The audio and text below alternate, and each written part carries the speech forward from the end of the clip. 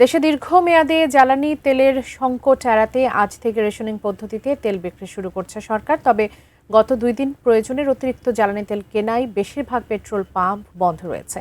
ঢাকার বিজয় সরণি এলাকার পেট্রোল পাম্পগুলোর সর্বশেষ পরিস্থিতি জানাচ্ছেন সহকর্মী আরাফাত সিদ্দিকী।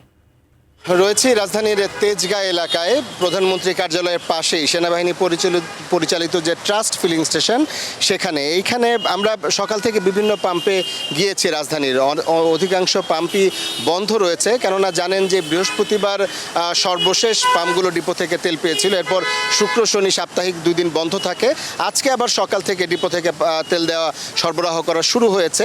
সেই তেল হয়তো কিছুক্ষণের মধ্যে পাম্পগুলোতে এসে পৌঁছবে, যে দূরত্ব উপরে নির্ভর করে আসলে, এবং সেই তেল পৌঁছানোর পরে হয়তো বিকেল থেকে পাম্পগুলোতে আবার তেল সরবরাহ শুরু হবে। তবে যেগুলোতে আসলে তেল ছিল, সেই যে কয়টি পেট্রোল পাম্প খোলা ছিল, সেগুলোতে আসলে দেখতেই পাচ্ছেন যে দীর্ঘ সারি তৈরি হয়েছে, এবং এই সারি একেবারে এই তেজগাঁর জাহাঙ্গীর গেট পার হয়ে একেবারে মহাখালী ফ্লাইওভার পর্যন্ত গিয়ে ঠেকেছে। আমরা কয়েকজনের সঙ্গে কথা বলি, একটু জানতে চাই, ভাই আপনি কোথা থেকে লাইন ধরেছেন এবং কতক্ষণ ধরে আছেন? আপনার পুরান এয়ারপোর্টের এখান থেকে ওভারব্রিজের ওই পাশ থেকে, মানে হচ্ছে জাহাঙ্গীর গেটের কাছে। হ্যাঁ, জাহাঙ্গীর গেটের কাছাকাছি, রাইট। কতক্ষণ ধরে লাইনে দাঁড়ান?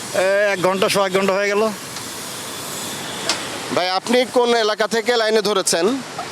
আমি আসছি মোহাম্মদপুর থেকে, আর হচ্ছে কার্যালয়ের একদম শেষ মাথা থেকে আমি আসছি। মোটামুটি 1.5 ঘন্টা হচ্ছে আর কি।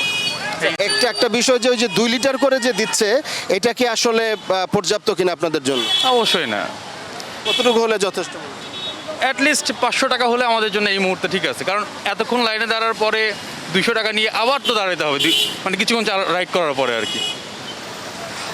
শুনছিলেন যে আসলে এই যে রেশনিং পদ্ধতিটা শুরু হয়েছে, তাতেও আসলে খুব একটি সন্তুষ্ট নয় গ্রাহকরা, এবং এটি তো গেল আসলে মোটরসাইকেল আরোহীদের কথা। যারা মোটরসাইকেল মোটর বাইক চালান, তারা হয়তো দীর্ঘ সময় ধরে লাইনে দাঁড়িয়ে নিচ্ছেন, কিন্তু যারা গাড়ি নিয়ে এসছেন তাদের কিন্তু কয়েক ঘন্টা ধরে লাইনে দাঁড়াতে হয়েছে। আমরা যে কয়েকজনের সঙ্গে কথা বলেছি, তারা আমাদের যেটি জানিয়েছেন যে অনেকে এখন এই দুপুর 1টার সময় যারা তেল নিচ্ছেন, তাদের কাউকে 9:30 বা 10টা থেকে তাদের লাইনে দাঁড়াতে হয়েছে, এবং সেটি একেবারে প্রধানমন্ত্রী কার্যালয় পার হয়ে জাহাঙ্গীর গেট পার হয়ে সেই মহাখালী ফ্লাইওভারের গোড়া থেকে তারা লাইনে দাঁড়িয়ে, অর্থাৎ প্রায় 3 কিলোমিটারের কাছাকাছি রাস্তা, তারা লাইনে দাঁড়িয়ে তারা এখন এসে এখানে তেল নিচ্ছেন। তো এই যে ভোগান্তি, এই ভোগান্তি থেকে দ্রুতই মুক্তি মিলবে, এমনটাই প্রত্যাশা করছেন আসলে সাধারণ ক্রেতারা। তো এই ছিল আমার কাছে রাজধানীর তেজগাঁ এলাকা থেকে সবশেষ।